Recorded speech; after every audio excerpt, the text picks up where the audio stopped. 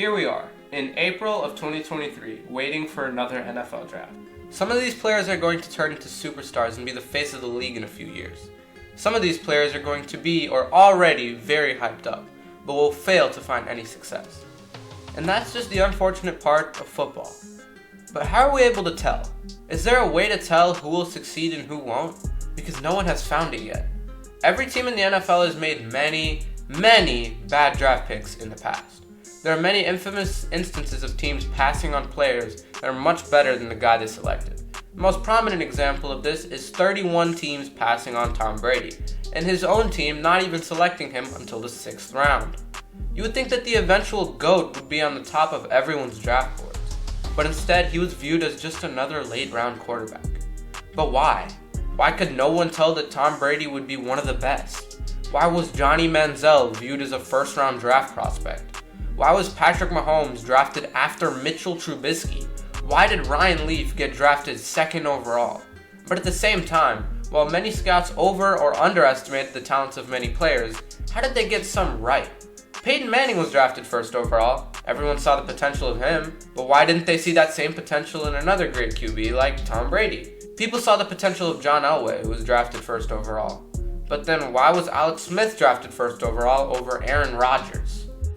There is an extreme inconsistency when it comes to the NFL draft. This also goes for more than just quarterbacks. Why was Sammy Watkins taken over Mike Evans and Odell Beckham Jr.? Why was Jadeveon Clowney drafted before Aaron Donald?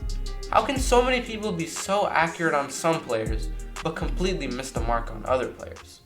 To be honest, drafting any position can be difficult, but selecting the right QB in the draft is even harder, because of the boom or bust element.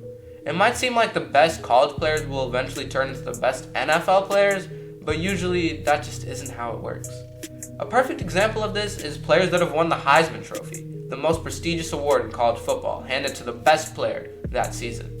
Now don't get me wrong, some incredible players like Derrick Henry, Cam Newton, and Joe Burrow have won a Heisman, but most of the time, this trophy doesn't mean anything in terms of the NFL. In 2013 and 2014, the Heisman winners were quarterbacks Jameis Winston and then Marcus Mariota. These two went number 1 and number 2 overall in the 2015 NFL draft, but neither of them ever reached their full potential. Now let's be honest, a lot of this comes down to luck. Some players found themselves in the perfect situation to succeed and took advantage of it. Some players had talent but were in a terrible situation and couldn't really do anything about it. Some scouts said that Patrick Mahomes' game wouldn't translate to the highest level. In hindsight, we know how wrong these scouts were. But some of those same scouts said Johnny Manziel's game wouldn't translate to the NFL. In this case, they were absolutely correct. For a lot of these players, it seems like it's 50-50. People are often split on whether they think a player will succeed. This can be based off pure skill, college production, coachability, and a lot more crucial aspects of being an NFL player. Some said that Lamar Jackson should go undrafted, and some people argued he should have went 1st overall. Turns out he was pretty good all along. So just around the corner is the 2023 NFL Draft. Last year, when it seemed like Aiden Hutchinson was the unanimous number 1 pick, everyone started hyping up Travon Walker, who hadn't really done anything in college besides show flashes of potential. Travon ended up getting drafted 1st overall, and so far it looks like Hutchinson is a far better player. And now the same thing is happening with the quarterback position. It still seems obvious that Bryce Young and CJ Stroud will be the first quarterbacks taken off the board, but now there's some crazy hype around other quarterbacks who will be drafted higher than most expected. Anthony Richardson was a quarterback for the Florida Gators.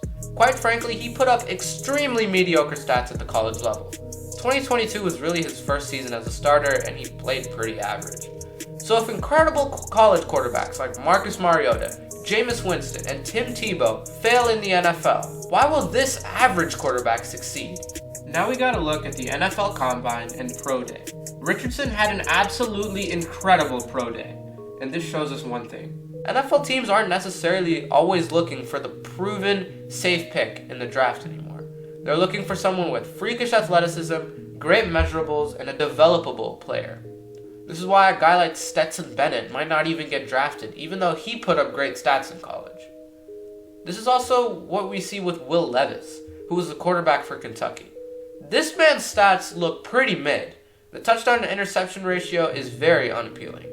So why might he be the third quarterback taken?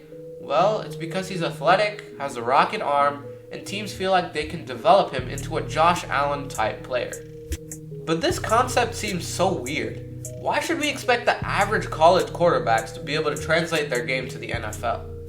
All the top quarterbacks in the NFL right now were great in college. Patrick Mahomes had his flaws, but from a production standpoint, he was incredible and carried a bad defense in college. Joe Burrow and Trevor Lawrence were some of the greatest quarterbacks of all time at the college level. Justin Herbert played great for Oregon. The only real outlier is Josh Allen.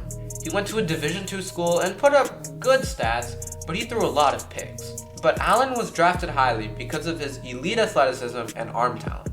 So I guess you could call this new QB situation the Josh Allen effect. So whether you think teams should be looking for good production or elite athleticism, there's still an equal chance that any of these players turn into busts. So who knows? Will Levis might be the next Josh Allen. Anthony Richardson might be better than Cam Newton. However, Bryce Young and CJ Stroud could be another version of Jameis Winston and Marcus Mariota. And you can never really tell who will be great until they get at least a few years in the NFL. Because sometimes it is quite literally impossible to tell who will succeed and who won't. It all comes down to who gets lucky, who's the most coachable, and who will work harder for it. Hope you all enjoyed.